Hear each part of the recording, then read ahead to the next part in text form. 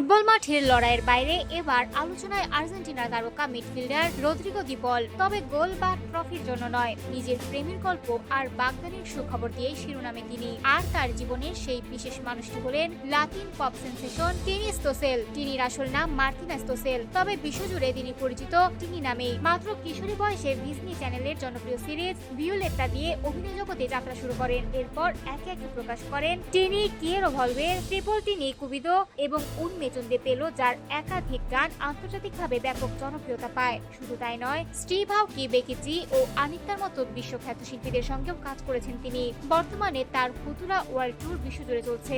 এবার আসা যাক তাদের প্রেমের গল্পে। 2022 সালের আগস্টে ইনস্টাগ্রামে একটি ছবি প্রকাশ করে টিনির সঙ্গে সম্পর্কের কথা প্রথমবার জানান রদ্রিগো দি পল। তবে সেই সম্পর্ক বেশি দিন টেকেনি। 2023 সালে বিচ্ছেদের ঘোষণা দেন তিনি, কিন্তু ভালোবাসার গল্প সেখানেই শেষ হয়নি। 2025 সালে স্পেনের মাদ্রিদে একটি টেনিস ম্যাচে আবারও একসঙ্গে দেখা যায় এই জুটিকে। এরপর দুজনে নিশ্চিত করেন তারা আবার নতুন করে পথ চলা শুরু করেছেন। ব্যস্ত ক্যারিয়ারের মাঝেও সবসময় একে অপরের সবচেয়ে বড় সমর্থক ছিলেন তারা। বিশ্বকাপের কঠিন সময়গুলোতে তিনি যেভাবে দি পলের পাশে ছিলেন, তেমনই টিনের কনসার্টের সাফল্যের গল্প প্রকাশ করেছেন দি পল। এমনকি 2026 বিশ্বকাপেও গ্যালারিতে বসে প্রিয় মানুষটিকে উৎসাহ দিতে দেখা গেছে টিনিকে। অবশেষে 2026 সালের মে মাসে আসে সেই বহু প্রতীক্ষিত সুখবর। ইনস্টাগ্রাম স্টোরিতে টিনির হাতে ঝলমলে মার্কুইস কাট হীরার বাগদানের আংটির ছবি প্রকাশ করেন রদ্রিগো দি পল। সঙ্গে আবেগঘন বার্তায় লেখেন, তুমি আমার জীবনের সঙ্গী, আমার জীবনের সবচেয়ে বড় পাওয়া, সবসময় আমার পাশে থেকো, আমি তোমাকে ভালোবাসি।